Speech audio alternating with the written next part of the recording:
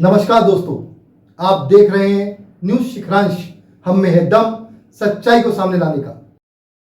मेरा एक प्रश्न है कंकर मुंजारे जी से कि वो ये बात स्पष्ट करें जो उन्होंने रैली भी निकाली थी और कल भी अपनी बात में बोला कि 100 ईवीएम मशीन पेटी बदली गई। या तो अब प्रशासन से भी हम मांग करेंगे कि इन पर अपराध दर्ज किया जाए, क्योंकि जनमत का ये कहीं ना कहीं अपमान है, जो अपमान इन्होंने 2013 में भी किया था, लगातार करते आए हैं। और ये अपनी हार के कारण ईवीएम मशीन की अदला बदली और दुनिया भर के झूठे आरोप लगा के इस तरह से करते हैं। और ये कहीं ना कहीं उन मतदाताओं का अपमान करते हैं जो निष्पक्ष हुए मतदान में अपना मत का प्रयोग करते हैं। आज हमारी हार हुई, हमने हार को, हम जनादेश को स्वीकार कर रहे हैं, हम उसका निरादर नहीं कर रहे हैं, हम उसका आदर कर रहे हैं। तो ऐसा ही उन्हें भी करना चाहिए। लेकिन जिस तरह से उन्होंने 100 ईवीएम पेटी बदलने का जो आरोप लगाया था, अब उसको वो सिद्ध करके बताएं और कौन सी विधानसभा में उसका प्रभाव आया ये वो बताएं।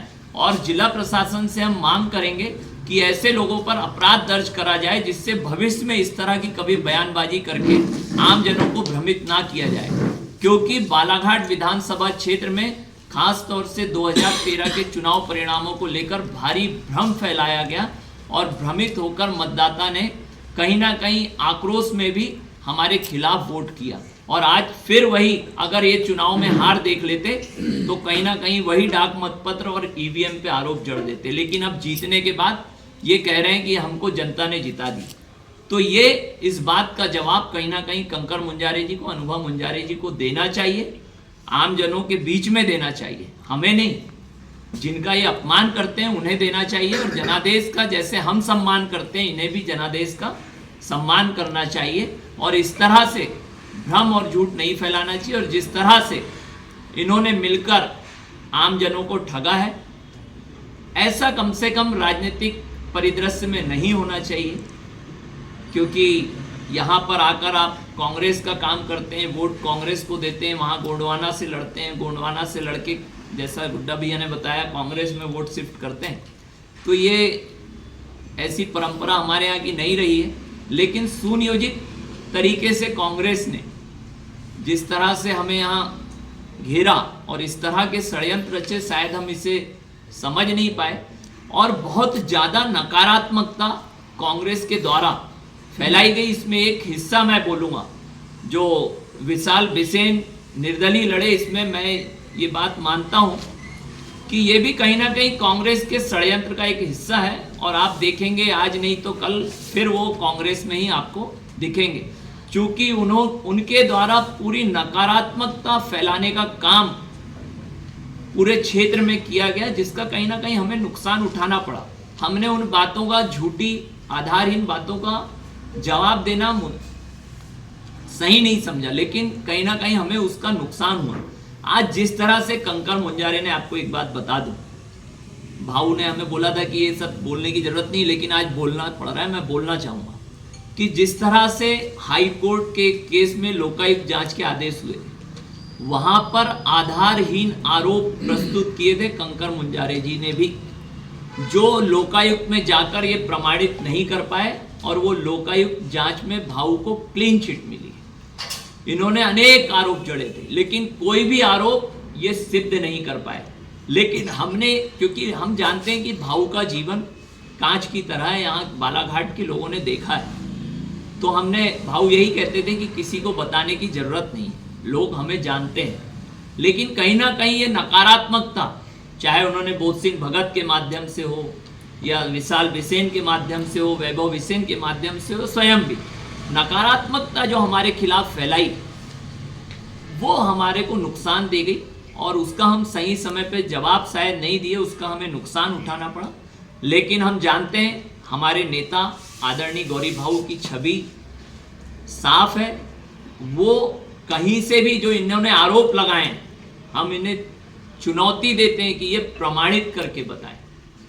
अभी कल बोल रहे थे, अनेक बातें बोले, ये आधारहीन बात मंच से बोल देना और आम जनता को भ्रमित करना, ये ठीक नहीं है।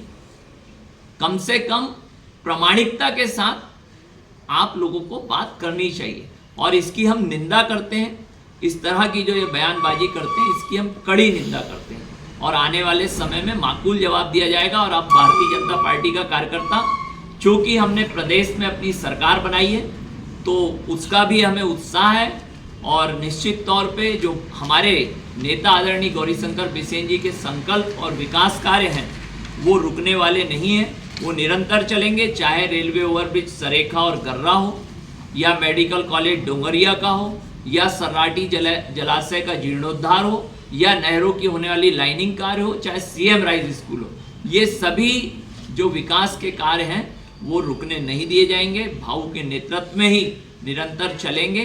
बालाघाट के कद्दावर नेता भारतीय जनता पार्टी के पूर्व मंत्री गौरीशंकर बिसेन के खिलाफ नकारात्मकता फैलाने का कार्य मुजारे दंपत्ति विशाल बिसेन और बोध सिंह भगत द्वारा किया गया।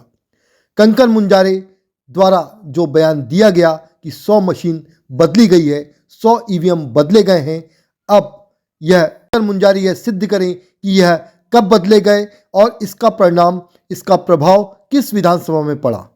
भारतीय जनता पार्टी प्रशासन से मांग करेगी कि ऐसे लोगों के खिलाफ सख्त से सख्त कार्रवाई की जाए, अपराध पंजीबद्ध हो।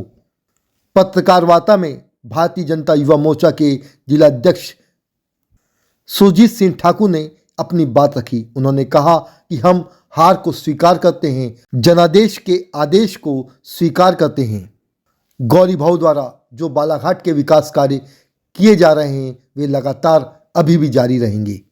कार्यकर्ता भी हमारे नेता आदरणीय गौरीशंकर बिसेन जी के नेतृत्व में ही काम करेंगे और किसी प्रकार के विकास कार्यों में कोई कमी नहीं होगी। जनहित को भी हम ध्यान रखेंगे और जनता ने जो जनादेश दिया है वो हमें शिरोधार्य है। अब आप लोगों की तरफ से कोई प्रश्न? 1.5 घंटे पहले जो वो एक प्रशासनिक समय की चूक थी, सिर्फ समय कम ज्यादा हुआ था। उनके एजेंट वहां थे और उनके एजेंट ने वहां वक्तव्य भी दिए। शफकत खान का अगर आपने वक्तव्य सुने होंगे, उन्होंने वो तो तत्कालीन उनको कन्विंस करा दिया नहीं, तो वक्तव्य दे दिया गया। क्यों देना? अच्छा ये बताओ, शफकत खान जी कोई बच्चे तो है नहीं, उनको वक्तव्य क्यों देना?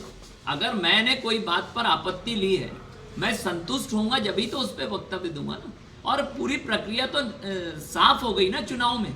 अगर वहां कुछ गड़बड़ी होती तो आपके परिणाम में उसका प्रभाव दिखता। डाक मत सिर्फ समय की बात है कि 1.5 घंटे पूर्व नहीं देखो, खुलना उसका था। उसकी सजा भी निर्वाचन आयोग ने जिसको देना था दे दी, लेकिन उस पर जो भ्रम फैलाया गया कि मत पत्र बदल दिए कर दिए, गलत बात है। ऐसा एक 4th क्लास कर्मचारी भी चुनाव के समय किसी प्रकार के सहयोग करने की स्थिति में नहीं होता।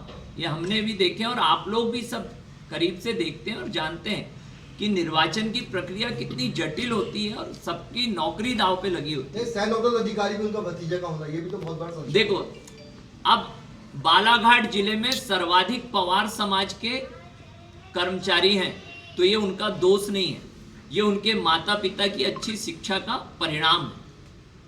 आज अगर सर्वाधिक नौकरी में मध्य प्रदेश में कोई समाज का व्यक्ति है बालाघाट से, तो हमें गर्व की बात है कि वो पवार समाज के लोग। वो भतीजा नहीं लगता जो था? नहीं, वो है ना, ऐसे अनेक लोग हैं। नहीं, वो तो अनेकों हाँ, रिलेशन बिल्कुल, रिलेशन, बिल्कुल ऐसे सैकड़ों लोग हैं जो ड्यूटी पे थे। उसका रहना संशय रहा ना। भतीजा तो विशाल भी है, फिर उसका कांग्रेस ने कैसे उपयोग करी? वो तो सगा भतीजा, वो तो थोड़ा दूर का है। जीत की स्थिति में थे, लेकिन हमारे खिलाफ जो नकारात्मकता लगातार फैलाई गई और फिर ऐसे कुछ कारण बनते गए जो हमको नुकसान दिए। शुरुआत में ऐसी स्थिति नहीं, जैसे 12 में। और देखिए हमारा वोट परसेंटेज जो है 73,000 हमने 2013 में लिए थे, उतने ही वोट हमने 18 में लिए। तो जो परसेंटेज बढ़ा पोलिंग का, उसके हिसाब से हमने 79-80 तक गए।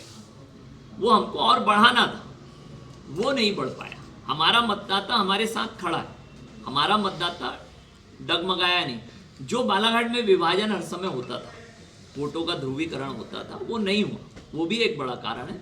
और फिर मैंने जो बताया कि वो जो एक वर्ग विशेष है वो हमसे किस कारण से एकदम से दूर हुए, जो कुछ मात्रा में पहले हमको वोट करते थे। 2013 में हमने वो बूथ जीते, वार्ड नंबर 3, 9, 10 के बूथ जीते, लेकिन इस बार बहुत लंबे अंतराल से हमको वहाँ हारना पड़ा। नगर पालिका क्षेत्र में भी थोड़ा सा पार्टी बहुत पीछे रही है वोट के हाँ, मामले में। सभी क्या कारण क्षेत्र- लगता है नगर पालिका के कार्यों को लेके एंटी इनकम्बेंसी क्या मामला लगता है आप तो खुद देखते हैं नगर पालिका को बड़े करीब से। नहीं, देखिए यहाँ पे अगर विकास कारण होता तो सबसे ज्यादा भावुक काम जो है बालाघाट शहर के ward number 1, ward number 2, ward number 13 जो कांग्रेस के वार्ड, हमारा रेलवे ओवरब्रिज निर्माणाधीन है, कोई ये नहीं बोल सकता कि बनने वाला है, आप खुद जाके देख सकते हैं बन रहा है। चालू हो गया उसमें। गर्रा रेलवे ओवरब्रिज का काम चालू हो गया।